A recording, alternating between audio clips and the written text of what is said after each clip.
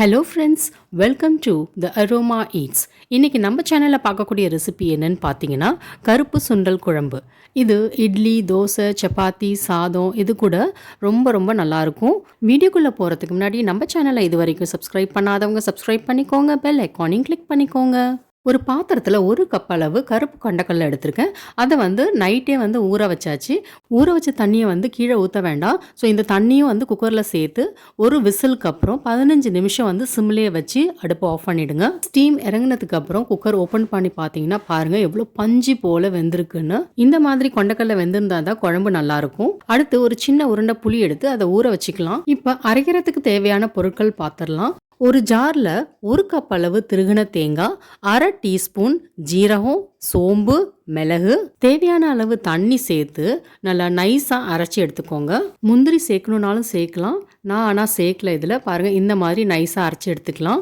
ஒரு கடாயில் 2 table spoon அளவு எண்ணெய், ஜீரகம் 1/2 டீஸ்பூனு, கருவேப்பிலை தேவையான அளவு, ஒரு வெங்காயம் சின்ன சின்னதாக நறுக்குனது, இதெல்லாம் சேர்த்து நல்லா வதக்கிக்கலாம். இது 1 நிமிஷத்துக்கு வதக்கினா போதும். அடுத்து 1 டீஸ்பூன் அளவு இஞ்சி பூண்டு பேஸ்ட்டு சேர்த்து வதக்கிக்கலாம்.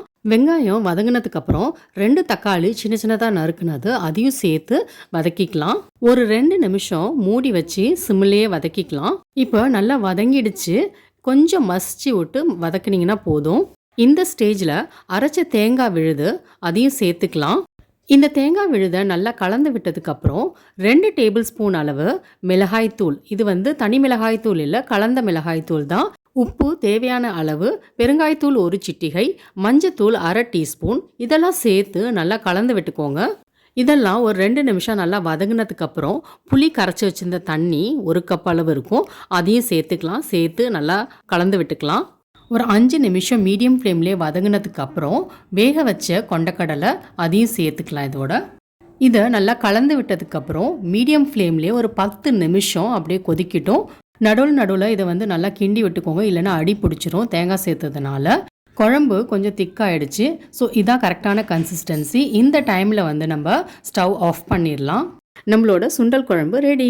இப்போ இதை ஒரு பவுலில் ட்ரான்ஸ்ஃபர் பண்ணிவிட்டு கொஞ்சோண்டு கொத்தமல்லி இலை போட்டு கார்னிஷ் பண்ணிடலாம். இந்த ரெசிபி உங்களுக்கு பிடிச்சிருந்துச்சுன்னா உங்கள் ஃப்ரெண்ட்ஸ் ஃபேமிலியோட கண்டிப்பாக ஷேர் பண்ணுங்கள். இந்த ரெசிபியை வீட்டில் ட்ரை பண்ணிவிட்டு எப்படி வந்துச்சுன்னு கமெண்ட் பண்ணுங்கள். நம்ம சேனலை இது வரைக்கும் சப்ஸ்கிரைப் பண்ணாதவங்க சப்ஸ்கிரைப் பண்ணிக்கோங்க, லைக் பண்ணிக்கோங்க, பெல் ஐக்கானையும் கிளிக் பண்ணிக்கோங்க.